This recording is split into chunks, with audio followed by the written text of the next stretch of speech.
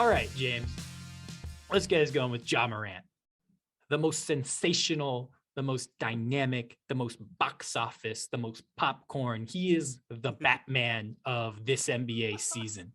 Matter of fact, he might be Spider-Man No Way Home or whatever the fuck that movie was. He's taken the league by storm. Second overall pick behind Zion Williamson. People are already talking about how the Pelicans made a mistake not drafting Ja Morant, which sure they did, but you can't predict a player not playing ever. So, that's kind of a cheap shot, not going to lie, even though we made a lot of cheap shots about Zion's weight. Sorry, Zion. Apparently you lost weight. So, James, let's just kick it off with, is Ja Morant the MVP? So I'm gonna go with no, but I think we might end up having a debate on this one because it's not in favor of the guy that I think you would say is the MVP. Really? So Danilo Banton? You don't think he's the MVP? Banton Dimes, baby. Shout out to one of my least favorite accounts on Twitter, to be honest I'm with not gonna lie. I watched a little bit of a Rockets game, and like the one part I was paying attention, a Raptors game, and the one part I was paying attention to where I saw Banton shoot, he airballed a three. So Yeah, right. MVP. Yeah. No, he's got a little potential, but I don't think he's the MVP. To me right now, Joel Embiid is the MVP. And I am a stickler for like you had to have decent seating, you have to be a bona fide contender. So I think Jokic, like the numbers probably suggest that he's the best player in the league. I'll give you that. But to Yeah. me, that's not what MVP means. But it's still not Ja for me. It's Joel Embiid because I think that Joel Embiid is better than Ja Morant, and he's got the team success argument as well. So Yeah. Well, I mean, so I'll say this: Ja Morant isn't the MVP. Should he be in the conversation on the periphery? Sure, yeah, that's great. Um, I don't like doing seeding. I think seeding is stupid.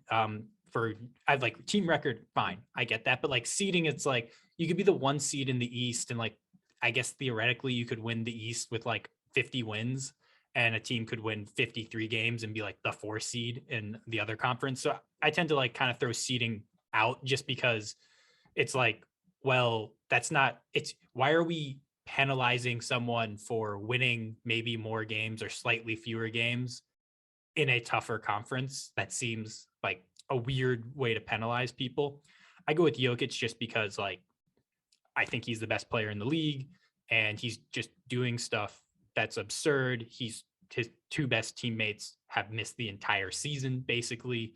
And while Embiid didn't have Ben Simmons, I always find it confusing where it's like the same people that said Ben Simmons is a bum are then using the fact that Ben Simmons never played as a reason why Embiid's, he's without his like, trusty sidekick. And I'm just like, how can those two thoughts come out of the same head? Can't both yeah. be a bum and costing your team a lot. And also like the Sixers were like a pretty well constructed deep team. So, there's that. Well, I think that Embiid deserves a lot of MVP consideration for like dragging the team not single-handedly, but they've done really well this season in spite of lacking who in theory should be their second best player, right? So Yeah. I think that has a lot to do with Embiid's MVP case. It's like, hey, this team's been near the top of the conference in spite of the fact that the guy who's supposed to be the number two is just on the bench for reasons that I would mostly blame the organization for, but nonetheless, it is what it is, Yeah. you know? You can't change what happened, right? Like, Exactly. That's right. Exactly. Yeah. But I will say this as well, man. I think that Giannis probably still has a stronger MVP case than yes. Ja Morant, Oh, and yes. yeah, and Jimmy Butler might too. So like to me, I he's love it. just not the MVP yet.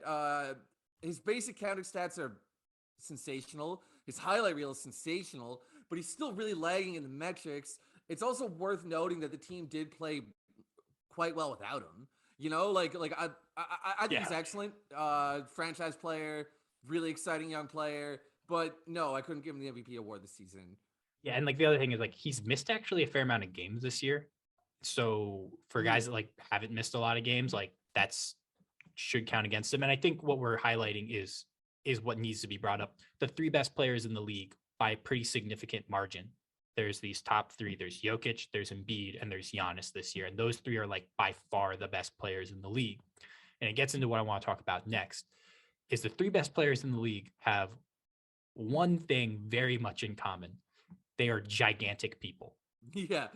And Ja Morant, part of I think what makes him such an appealing player to watch is that he is a very tiny NBA player. He's not a tiny human being, but he's not by any stretch of the imagination a large person. And he's leading the league in field goals at the rim, and I think he's like the first, or maybe it's field goal percentage at the rim. I can't remember. It's probably not field goal percentage at the rim It's because there's the probably guys not. No, it that couldn't be. just do the lob catch dunk. But Yeah, Gobert's shooting like 70% from the field, so it must be field goals made at the rim. But that's yeah, amazing. yeah, and I think that's what makes him. And this is what I want to get into. I think Ja Morant is like the most aesthetically pleasing player to watch. He's just like so much fun to watch, but that doesn't mean he's the most productive. And I think that conversations tend to get it at times. I think by the end of the season, people tend to go, "What happened?" Not what did it make me feel? Because Ja Morant makes you feel something more than watching like Jokic like get a layup because he's just a beast, or Embiid drawing 15 fouls in a game. Embiid in particular does not have an aesthetically pleasing game, right? Like because Jokic at least whips those like crazy passes you've never seen before, and Embiid just kind of like bruises his way to the bucket, and he's got some finesse. He's got like great footwork. Obviously, we're talking about amazing players, but Yeah. yeah, to me the point stands the most strongly with Embiid. Like you'd rather watch Ja Morant play every night unless you're a fan of the team, and then you'd probably rather watch Embiid do his thing, right? Yeah. Yeah. And this is kind of what I want to get back to though is there's like one of the fundamental issues with basketball that fans need to embrace is being tall is a significant advantage. Yeah.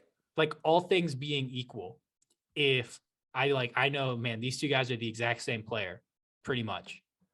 I'll take the taller one. Right. Like, and I think that's the problem with Ja Morant is that it's like he actually probably never can win an MVP simply because he is too short.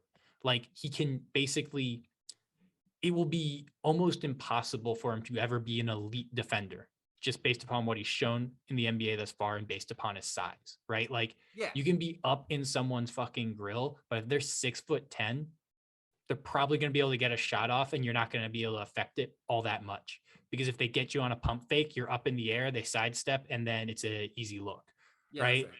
And so I think that's like, to me, what sucks for the Ja Morant MVP thing is it's like he is so good. He does so many incredible things. And like for him, and he basically, those incredible things can never really lead to him being the best player in the league because of the fact that like he is just too small.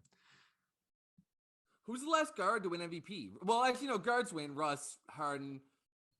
I guess that does happen. It But Russ happens, gets you 10 boards and Harden gets you 8.5 boards. Like and they're bigger dudes.